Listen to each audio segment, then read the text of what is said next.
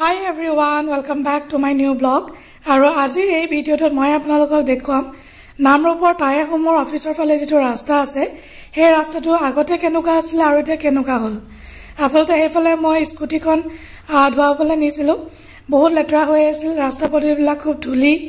স্কুটিখন লেটৰা হৈ থকা দেখিবলৈ আজি ধুৱাই আনো যেটো সানডে অলপ সময় পাইছো এই ৰাস্তাটো চাওকচোন আগতে কেনেকুৱা আছিল এতিয়া কেনেকুৱা হ'ল আসলতে হেফালে ইমান দৰকাৰ নপৰে দুখনে যোৱাও নহয় খুব কমে যোৱা হয় কিন্তু গৈছো যেতিয়া ভাবিলো ভিডিওটা বনাই আপোনালোকৰ মাজত শেয়াৰ কৰো আৰু ভিডিওটো চাই ভাল পালে এটা লাইক কৰি দিব কমেন্ট কৰিব নাপাহৰিব কিন্তু আৰু মোৰ প্ৰফাইলটো ফলো কৰি দিব আৰু এতিয়া চাওকি ধুনিয়া হৈ গল আৰু এফালে এতিয়া গৈ ভাল লাগে আৰু এপিএলৰ মেইন গেট অফ এফালে যায় আগতে কিন্তু মই সেকেন্ড গেটে দিয়ে অহা যোৱা কৰিছিলো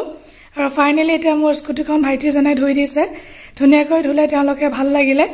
আৰু হসাকৈ ৰাস্তাটো এতিয়া ইমান ভাল হ'ল এফালে গৈ ভাল লাগে আগতে দিল্লীঘাটৰ ফালে মই বহুত দিনৰ আগত এবাৰ গৈছিলো তেতিয়া ৰাস্তাটো খুব বেয়া হৈ আছিল কিন্তু এতিয়া ইমান ধুনিয়া হ'ল আৰু ফাইনালি মোৰ স্কুটিও ধোৱা হৈ গল আশা ৰাখিছো ভিডিওটো চাই আপোনালোকে নিশ্চয় ভাল পাইছে এটা ধুনিয়া কমেন্ট কৰিব বুলি আশা ৰাখিলো আৰু বহুত দিনৰ পৰা ভাবি আছিলো যে এই ৰাস্তাটোৰ ভিডিওটা বনাম কিন্তু আজি সময় পালো এটো কাৰণে বনালো আজিলৈ আহো দেই bye bye take care everyone